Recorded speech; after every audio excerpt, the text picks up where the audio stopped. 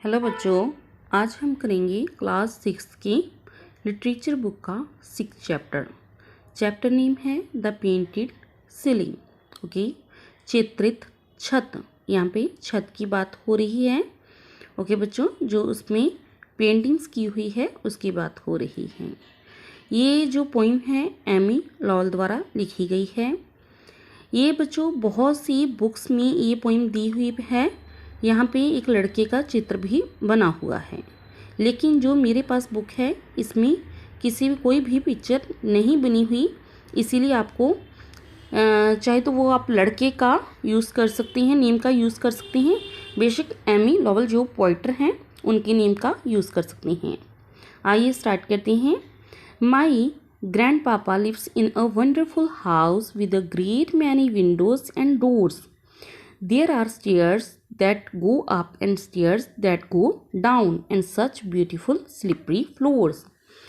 जो एमी हमारी पोइटर हैं एमी लॉवल, वो कह रहे हैं कि जो मेरे दादाजी हैं वो एक बहुत ही वंडरफुल हाउस में, अच्छे घर में रहते हैं और उस घर के बहुत सारे दरवाजे और खिड़कियां हैं। वहाँ की जो सीढ़ियाँ हैं वो एक तरफा ऊपर जाती हैं और नीचे आती हैं, और जो वहाँ का फर्श है, उस घर का फर्श है, वो बहुत ज़्यादा फिसलन वाला है। Okay, but of all the rooms, even mothers and mine and the book room and parlour and all, I like the green dining room so much the best because of its ceiling and wall.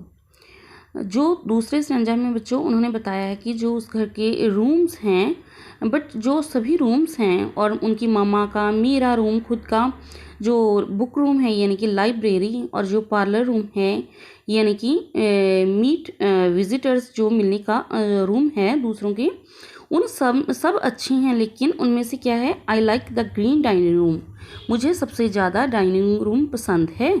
So much the best, क्योंकि बच्चों वहाँ की जो ceiling है, छत का काम है, छत पे जो चित्र बने हुए हैं वो अच्छे लगती हैं, यानी कि छत और दीवारें अच्छी लगती हैं वहाँ की। Right over your head is funny round whole with apples and pair falling through, there's big bunch of grapes all purpley and sweet and melons and pineapples too. वहाँ पे वो लड़का बता रहा है कि ठीक बिल्कुल मेरे सिर के ऊपर जो छत है वो वहाँ पे क्या बना हुआ है, एक गुम्बद बना हुआ है।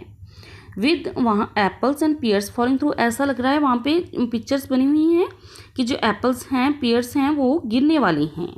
और वो बिग वहाँ पे क्या बना हुआ है बच्चों, बिग बंच ऑफ ग्रेप्स यानी कि अंगूरों का गुच्छा, एक बड़ा गुच्छा बना हुआ है पर्पल कलर का, मीठे और खरबूजे और पाइनएप्पल यानी कि अनानास भी, और पिक्चर्स भी बनी हुई हैं। They tumbled and tumbled but never come down, though I have stood underneath a long while with my mouth open wide, for I always have hoped just a cherry would drop from the pile. Okay बच्चों, वो कहता है कि ऐसा लगता है वो अभी गिरने वाली हैं, बिल्कुल गिरने वाली हैं, बट वो कभी भी नीचे नहीं आते। मैं पूरा समय लंबे समय तक वहाँ पे अपना मुंह खोले खड़ा रहता हूँ, बट क्या होता है, वो नीचे नहीं आते। मुझे आस है कि उनमें से, कहता मुझे आस है कि उनमें से जो फ्रूट्स का ग्रुप है वो बड़ा, उनमें से एक चेरी नीचे गिर जाए। Okay, turn over the page बच्चों। No matter how early I run there to look, it has always begun to fall through, and one night when at bed time I crept in to see it was falling by candlelight too. कहता है इसे कोई फ़र्क नहीं पड़ता कि मैं कितना भी तेज़ दौड़ूं, कि वो जैसे उसको यकीन है कि वो गिरें, बट जो कहता है फ्रूट्स हैं उसको कोई फ़र्क नहीं पड़ता कि मैं कितना भी तेज़ दौड़ूं, वो गिर जाएं, गिरना स्टार्ट हो जाएं। क्या होता है, कहता है मैं एक रात सोने से पहले उनको देखने गया, तब भी क्या था वहाँ पे, कैंडल लाइट की रोशनी ही थी, ऐसे कैंडल लाइट की रोशनी ही गिर रही थी, बट फ्रूट्स नहीं। आई एम श्योर, मुझे यकीन है, देयर आर मैजिकल फ्रूट्स, ये जो फ्रूट्स हैं वो जादुई हैं, and each one makes you hear things और सी थिंग्स और गो forever invisible, but is no use, and of course I shall just never know. कहता मुझे यकीन है जो जादुई फ्रूट हैं उनमें से मुझे सुनाता है, कुछ चीज़ें देखता है एंड वो अदृश्य हो जाता है, बट इज़ नो यूज़, ये कोई यूज़ नहीं है।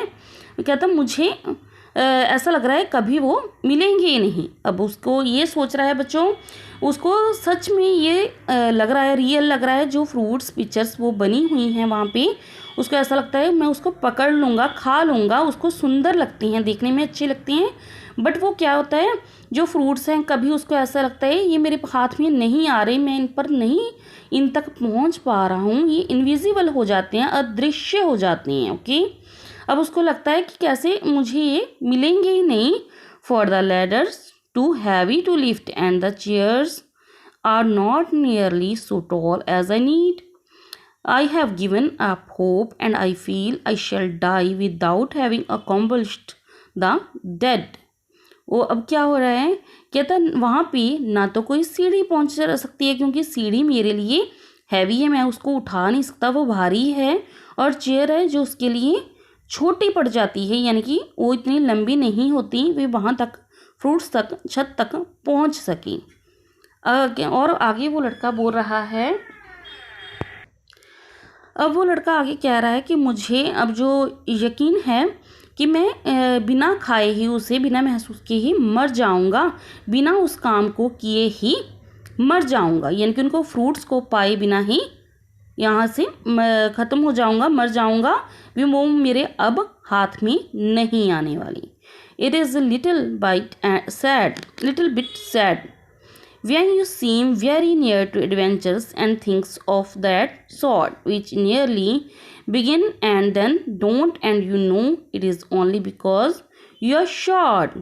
कहता ये बहुत दुखद भरी बात है कि जब आप किसी काम को के पास हों और आपको लगे कि हाँ ये पूरा हो गया है, बट वो स्टार्ट होने से पहले ही ख़त्म हो जाए। क्योंकि ये और भी दुखद भरी बात होती है कि क्योंकि जब मैं उसके लिए आप छोटे रह जाओ, उस काम के लिए आप छोटे हो और आपको ऐसा लगे कि ये काम होने वाला है। मान लीजिए आपने कोई बाइक सीखनी है, ओके, साइकिल सीखनी है, आपको बाईसाइकिल सीखनी है, तो आपको ऐसे लगे हाँ मैंने आज सीख ली है, थोड़ा सा रह गया है, मैं 2 कदम और आगे चल सकता हूँ, बट क्या हो कि आपको बाद में वहाँ तक पैर आपके नीचे उसके पेडल तक आपके पैर ना पहुंच पाएँ, तो आपको कैसा लगेगा कि आपकी हाइट छोटी होने की वजह से आपको साइकिल नहीं आ पा रहा।